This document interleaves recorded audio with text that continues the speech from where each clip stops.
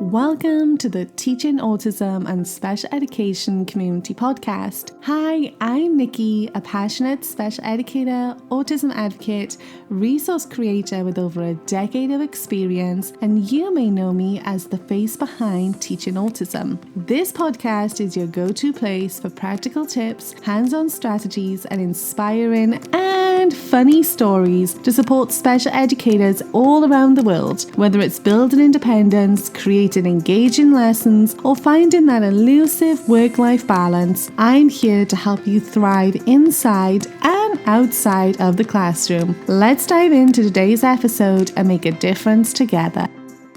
Hi friends, and welcome back to the Teaching Autism and Special Education podcast. I'm Nikki, your host, and you may also know me as the face behind Teaching Autism.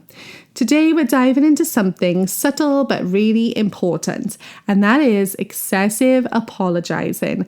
Why some students constantly say sorry even when they haven't done anything wrong, what it might mean, and how we can respond in a way that builds safety instead of reinforcing shame. All right, friends, time is precious. Let's dive in. First up, sorry can actually be a safety strategy. For some of our students, especially those who are anxious, autistic, and have experienced sort of frequent correction, sorry becomes a protection word. It can mean, please don't be mad at me, please don't correct me, please don't reject me, please don't notice me, please don't escalate this. Sorry becomes almost preemptive. If I apologize first, I might reduce the threat. And that is just that nervous system once again trying to stay safe. Saying sorry like this can actually also be a fawn response. So you know how when we talk about fight, flight, freeze, and fawn responses, I feel like the fawn response doesn't get spoken about a whole lot, but the fawn response often shows up as people pleasing. So things like over apologizing, agreeing quickly, taking the blame, minimizing needs, and trying to keep the adults calm. Now, for some children, especially those who are highly sensitive to adult tone or have experienced unpredictable reactions in the past, apologizing becomes automatic. It's not even conscious. Their nervous system has just learned that sorry reduces conflict, so it uses it constantly. Now, if a child has heard a lot of, stop that, why did you do that? That's not right, you should know better. Over time, they may internalize those things. They may start thinking to themselves, I'm always doing something wrong. So they apologize before the correction even comes. And this can be linked to shame. And remember, we've done a bunch of episodes recently talking about shame and how that can show up and the effect it can have. If a child feels fundamentally wrong, apologizing is going to become part of their identity. And that is heartbreaking. Now, some students are also going to apologize because they are socially unsure.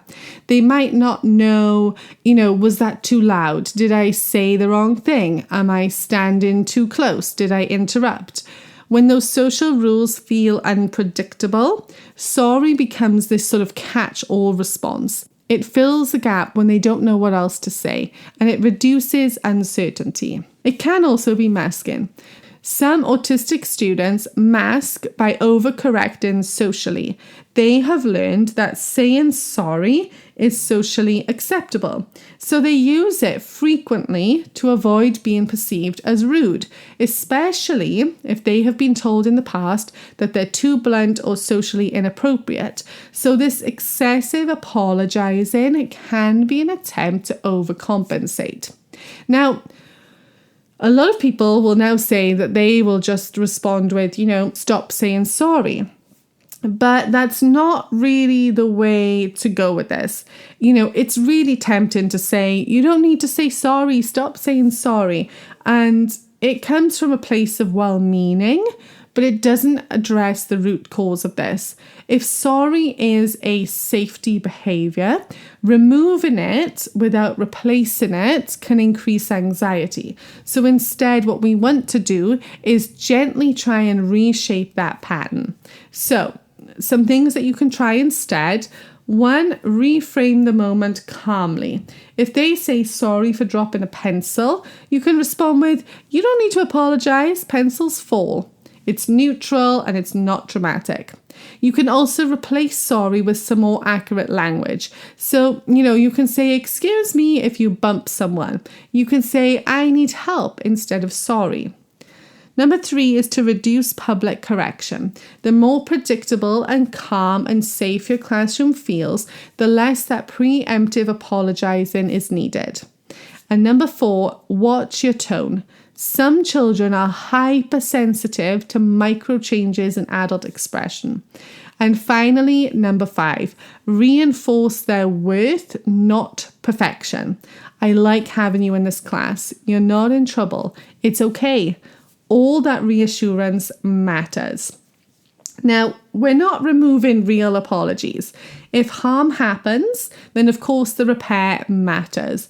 But what we want to separate is that sort of healthy repair from chronic self-blame. So we're going to do it by modeling that balanced language.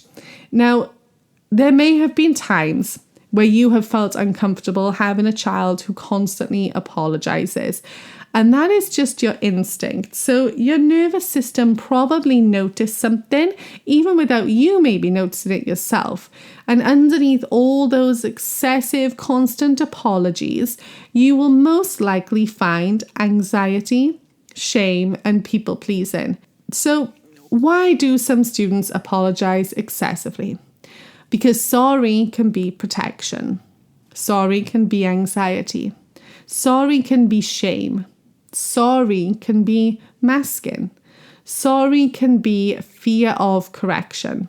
So next time you hear sorry for the 10th time in 5 minutes, instead of brushing it off, I want you to gently ask yourself, what are they trying to protect? Because behind every single tiny word is often a child who's trying really, really hard to just stay safe. All right, friends, I hope this episode was helpful for you. I hope you were able to take away some super quick and sweet points that will help you in your teaching journey and your students as well. Thank you for listening, and I'll speak to you again soon.